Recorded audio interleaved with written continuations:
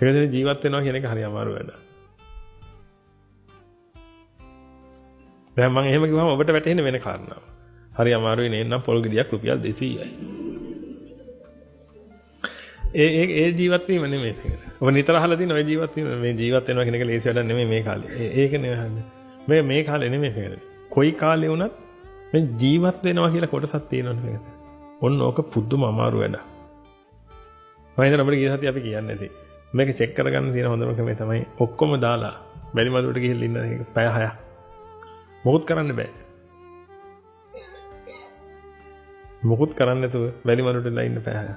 ඔබට එපා වෙන මුළු ජීවිතේම. ඔබ මහ පුදුම පීඩාකාරී ඔය ජීවිතේ මේක.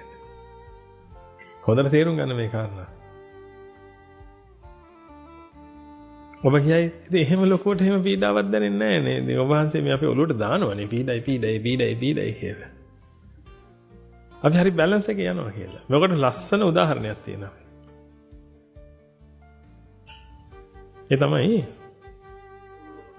බයිසිකලේ. එහෙනම් බයිසිකලයක් පදිනකොට බැලන්ස් නේද? වැටෙන්නේ නැහැ නේද? බයිසිකලේ පදිද්දි වැටෙන්නේ නැහැ. මට දැන් ඔබ කියන්නේ මෙන්න මේකට උත්තරේ බොහොම කල්පනා කරලා. බයිසිකලේ පදිනකොට වැටෙන්නේ නැහනේ. ඒ කියන්නේ බයිසිකලේ පදිනකොට බැලන්ස්ද බයිසිකලේ?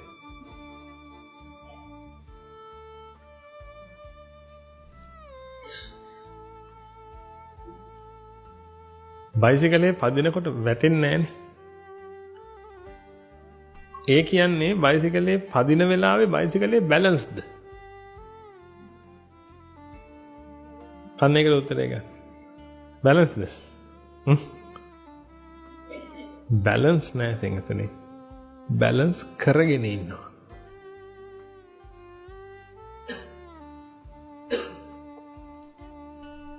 ඔය ජීවිතේ තනි ක්‍රම බයිසිකලේ වගේ වෙයි. ඕක පදින නිසා ඔබට ඔය බැලන්ස් වගේ දැනෙනවා තෙන්ගත. ඇත්තටම වෙලා තියෙන ඕක බැලන්ස් නැති නිසා ඔබ පදිනවා බැලන්ස් කරගන්න තෙන්ගත.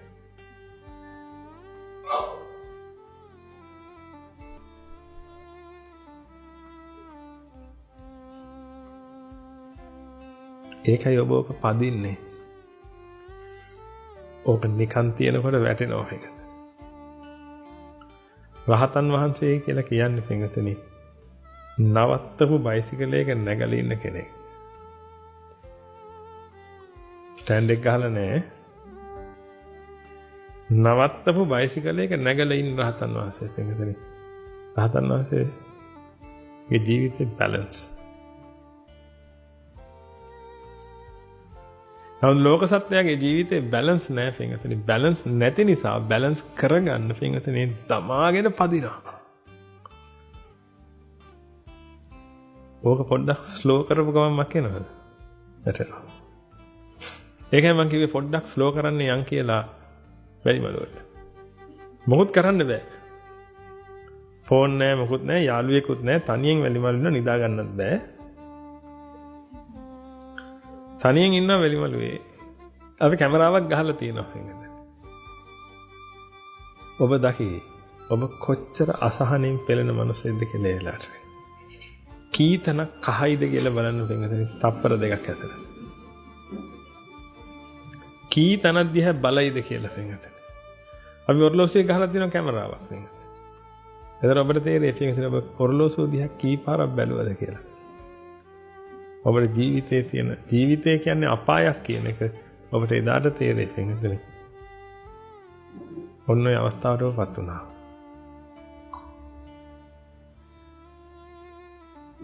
අන්න එදාට ඔබට කියන්න හිතෙයි ස්මාර්ට්ෆෝන් සරණං ගච්ඡාමි කියලා.